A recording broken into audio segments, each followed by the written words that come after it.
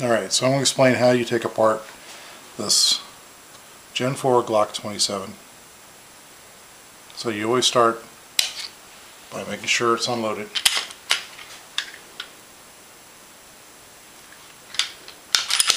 Okay, next step is you're going to have to actually squeeze the trigger. Alright, now you're going to hold the Glock in your strong hand like so. And what you're going to do is pull back on the slide just a little bit. Your release lever is here and here. So you can use your thumb and your forefinger and you're going to pull down while the slide is slightly back, and that's going to release your slide and you're going to be able to push it forward right off with the frame of the gun. Okay, so here we go.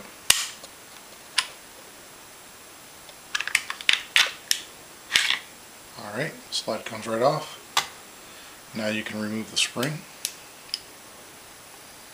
and the barrel. So put it back together. Just put your barrel back in. Put your spring back in. And then you're just going to line up your slide, these little grooves, right on the rails here.